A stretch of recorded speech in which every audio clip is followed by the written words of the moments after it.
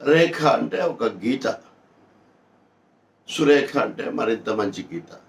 వివిధ రంగాల మధ్య, లేకపోతే వివిధ విషయాల మధ్య పాటించాల్సినటువంటి హద్దులు, సరిహద్దులు, లేకపోతే పరిమితులు, వాటికి చెప్పేటటువంటి ఒక మాట సురేఖ. కానీ మంత్రి సురేఖ గారు నటీమణి సమంతకు సంబంధించి, అలాగే రకుల్ ప్రీత్ సింగ్కు సంబంధించి, ఇంకా సినిమా పరిశ్రమ మహిళలకు సంబంధించి చేసిన వ్యాఖ్యలు చాలా షాకింగ్గా ఉన్నాయి, దిగ్భ్రాంతి కలిగిస్తున్నాయి, అనూహ్యంగా కూడా ఉన్నాయి. ఒక మహిళా మంత్రి నుంచి ఈ విధమైన మాటలు వస్తాయని చెప్పి ఎవరు ఊహించరు.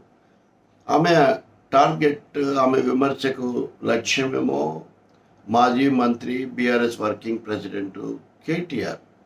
కానీ ఆమె మాటలు ఎవరి మీద ప్రభావం చూపిస్తాయి, ఏ కుటుంబాలు, ఏ పరిశ్రమలు, ఏ రంగాలు అన్నటువంటి అనే ఒక సంయమన బొత్తిగా పాటించలేదని చెప్పాలి.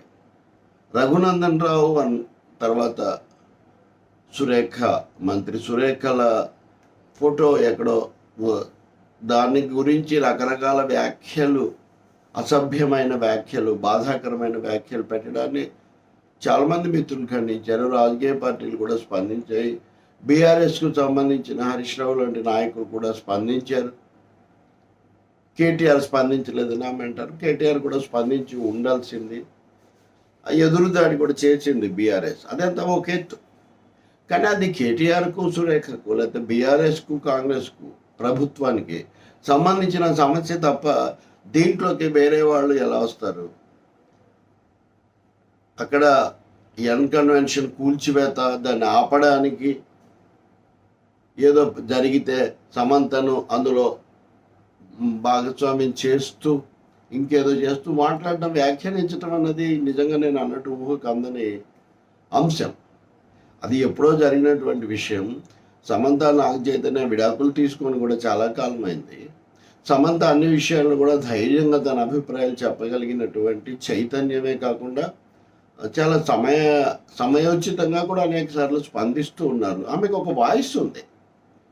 ఆమె ఏమన్నా చెప్పదలుచుకుంటే ఆమె తప్పకుండా చెప్తారు, అప్పుడైనా ఇప్పుడైనా. అటువంటి వ్యక్తిని ఆ కుటుంబాన్ని కూడా తీసుకొచ్చారు. వాళ్ళ మామ అంటే నాగార్జున కూడా తీసుకొచ్చారు. ఇవన్నీ అందులో పెట్టి వ్యాఖ్యానించటం, మంత్రిగా ఆమె మహిళగా, సరే మంత్రిగా ఎప్పటి నుంచో సీనియర్ సభ్యులు, రాజకీయ నాయకురాలు ఆమె ఎమోషనల్, అది నాకు తెలుసు. ఎందుకంటే జగన్ను ముఖ్యమంత్రిని చేయాలి అలా చెయ్యలేదు అని రోషే మంత్రివర్గం నుంచి ఆమె రాజీనామా చేసిన రోజు ఒక స్టూడియోలో మేము ఇద్దరం దాదాపు ఒక 5 గంటలో లేదా 4 గంటలో కూర్చొని చర్చించాము. ఇంకా చివరి వరకు ఇంత క్రాస్ ఎగ్జామినేషన్ అని ఆమె అన్నారు కూడా చివరిలో. అంటే పదవిని కూడా వదిలిపెట్టేయగలిగారు అప్పుడు, మంత్రి పదవిని మొదటిసారి. ఆ తర్వాత కూడా అనేక సందర్భాల్లో ఆవేశంగా మాట్లాడారు, ధైర్యంగా పోట్లాడారు. ఇవన్నీ నిజమే. అలాగే తనను ఇటీవల అసభ్యమైన ట్రోలింగ్లు, కామెంట్లు, ఇట్లాంటివి ఆమె కోపం తెప్పించటం, బాధ కలిగించడం చాలా సహజం. నిద్ర కూడా పోలేకపోయాను, తినలేకపోయాను అన్నారు. ఎవరికైనా అలాగే ఉంటుంది కదా. నాకు కూడా అదే అనుభవంలో ఉన్న విషయమే, అంత కాకపోయినా. కానీ దానికి పరిష్కారం ఏంటి? కేటీఆర్ మీద మీకు ఏమైనా ఆరోపణలు ఉంటే మీరు తప్పకుండా అధికార పదవిలో ఉన్నారు, మీరు చెప్పండి. ఇప్పుడు చాలాసార్లు చిత్ర పరిశ్రమలో ఇప్పుడు కేరళలో ఒక కమిటీ నివేదిక బయట పెట్టి జరుగుతుంది. ఇక్కడ కూడా ఎప్పుడో పెట్టిన కమిటీ నివేదిక మీరు బహిర్గతం చేయండి. సినిమా పరిశ్రమలో మహిళలకు సంబంధించి మీరు ఏమైనా చేయదలుచుకుంటే. కానీ కేటీఆర్ కాంటెక్స్ట్ తీసుకొని అక్కడ ఆమె విడాకులకు కూడా అదే కారణం అన్న పద్ధతిలో మీరు చెప్పటం, ఇంతవరకు వాళ్ళిద్దరూ ఆ మాట చెప్పలేదు. వాళ్ళ వ్యక్తిగతమైన లేదా కుటుంబ సంబంధమైన అంశాన్ని ఈ రాజకీయ వివాదంలోకి ఎలా తీసుకొస్తారు? రెండోది, ఇంకో ఆమె రకుల్, ఆమె తొందరగా పెళ్లి చేసుకోవడానికి కూడా కేటీఆరే కారణమని.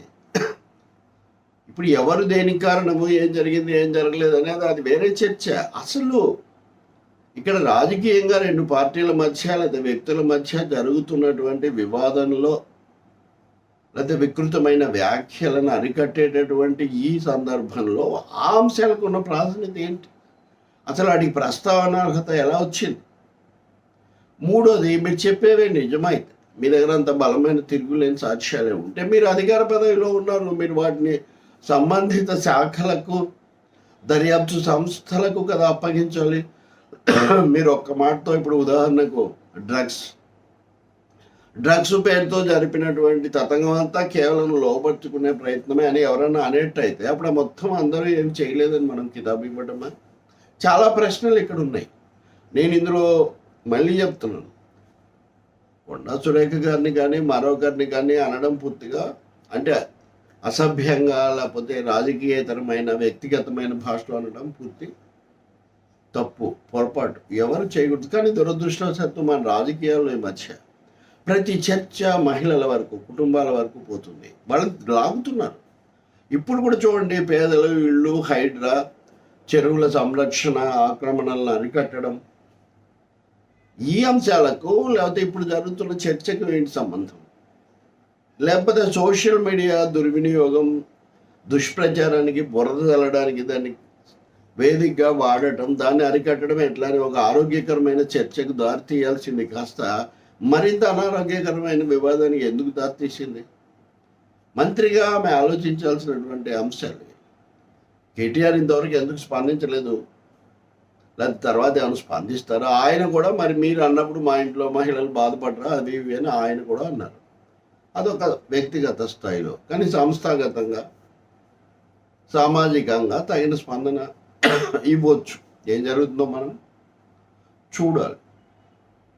మూడవది, నాగార్జున ప్రకాష్ రాజ్ అన్న మాట సరైందే.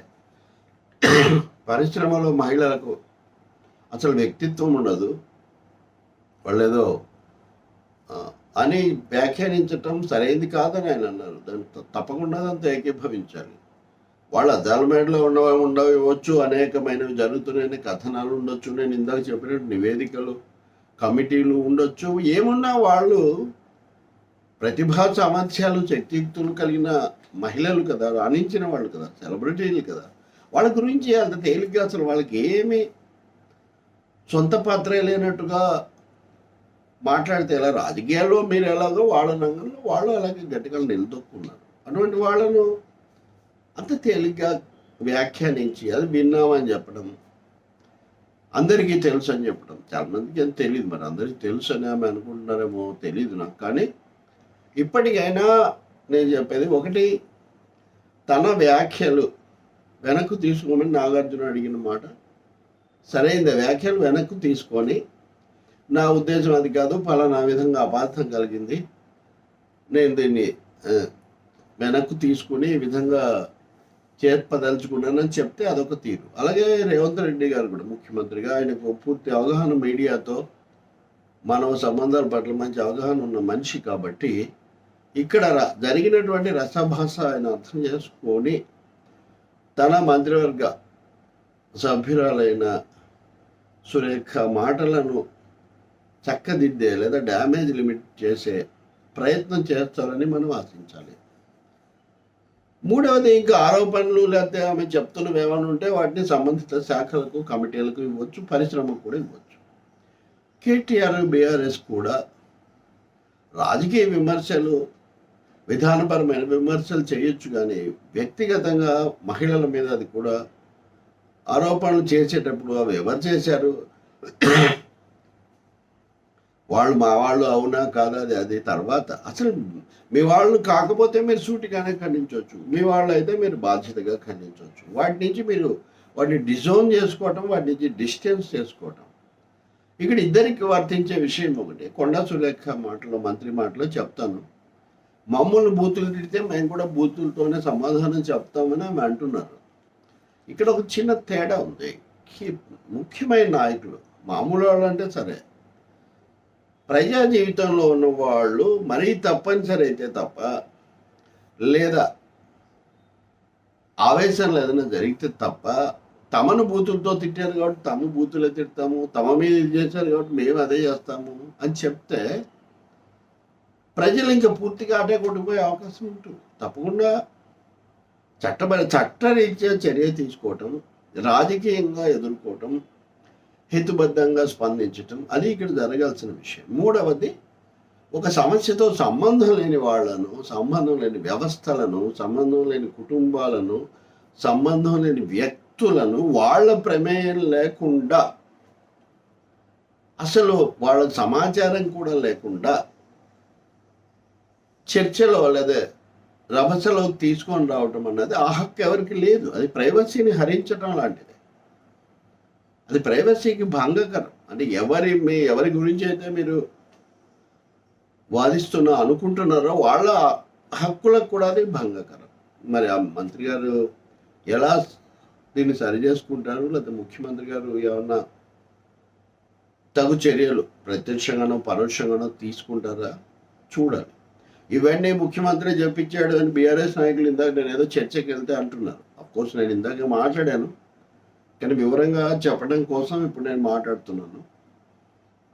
ముఖ్యమంత్రి చేయించాడు ఇవన్నీ, అంటే అవి కేటీఆర్ పెట్టించాడు, ఇవి ముఖ్యమంత్రి చేయించాడు, ఇవన్నీ ఆరోపణలు, ఊహాగానాలు అనవసరం. జరిగింది సరికాదు, దురదృష్టకరం, ఇట్లాంటివి జరగకూడదు. సోషల్ మీడియా అనేది హద్దు మీరిపోవటము, వ్యక్తిగతంగా హీనమైన నిర్బాధ్యతతో కూడినటువంటి నిందారోపణలకు దిగజారడము, విశృంఖల వికృత వ్యాఖ్యానాలు చేయటం ఏమాత్రం వాంఛనీయం కాదు సరికదా, చాలా హానికరమైన పరిణామం. ఇది చాలామందికి మనశ్శాంతి లేకుండా చేస్తుంది. చాలామందికి మనశ్శాంతి ప్రశాంతత ఉండట్లేదు. అసలు వాళ్ళు ఎందుకు, ఏంటి, ఎప్పుడు, ఎవరి మీద ఏం దాడి జరుగుతుంది, ఏం వస్తుంది, అనేక సందర్భాల్లో సైబర్ పోలీసుకు ఎన్ని ఫిర్యాదులు వస్తున్నాయో మనం చెప్పలేం. అన్ని తేలవు, ఎందుకంటే రకరకాల పద్ధతుల్లో వాళ్ళు తప్పించుకుంటూ ఉంటారు. కానీ ఇది సరైనది కాదు. ఇట్లాంటి వాటికి నాయకుల మధ్య వివాదాలు, తగాదాలు కూడా దోహదం చేయటం మటుకు మంచిది కాదు. వాటిని సరిదిద్దుకోవాల్సిన సమయం పెంచుకోవాల్సిన అవసరం చాలా ఉంది. మరీ ముఖ్యంగా ఈ కేసులో ఇలా మాట్లాడడం లాంటివి నేను ఇంతకు ముందు అయితే వినలేదు. మీడియాలో కానీ సమాజంలో కానీ ఒక మంత్రి స్థానంలో ఉన్న వ్యక్తి మరొక కుటుంబాన్ని గురించి, ప్రముఖ తార గురించి ఇలా బాహాటంగా మాట్లాడటం, దీని మీద ఏమన్నా సమంతో చెప్తే తప్ప, లేకపోతే మటుకు ఆమె తన వ్యాఖ్యలను వెనక్కు తీసుకోవటం, సర్దుబాటు చేసుకోవటం సమంజసంగా ఉంటుంది. చాలామంది ఏదో ఒక విధంగా మహిళలను, కుటుంబాలను తీసుకొని వస్తే చర్చలోకి పక్కదో పట్టేస్తుంది అనే ఒక ఆలోచన చేస్తున్నారు సోషల్ మీడియాలో. అది చాలా పొరపాటు. ఈరోజు ఉదయమే నాతో ఒక చాలా గౌరవనీయులైన, చాలా అత్యున్నత మాజీ న్యాయమూర్తి ఒక ఆయన మాట్లాడుతూ అంటున్నారు, కాలం మారిందండి. ఒక 30-40 ఏళ్ల కిందట ఏదన్నా జరిగితే దీని గురించి మాట్లాడితే పరువు తక్కువ అని భరించేవాళ్ళు. ఇప్పుడు అలా ఏం లేదు, మళ్ళీ ఎదురు వడ్డించగలిగినటువంటి స్థితిలో సమాజం ఉంది అని వాళ్ళు అంటున్నారు. కాబట్టి ఈ తిట్టి పరోక్షంగా దొరకకుండా వెనక నుంచి తిట్టేవాళ్ళు కానీ, లేకపోతే ఆధారం లేని ఆరోపణలు చేసుకోవడం కానీ తగ్గించుకుంటే చాలా మంచిది. ప్రజలు కోరుకుంటారు, లేకపోతే వాటిని వాళ్ళని ఖాతరు చేయరు.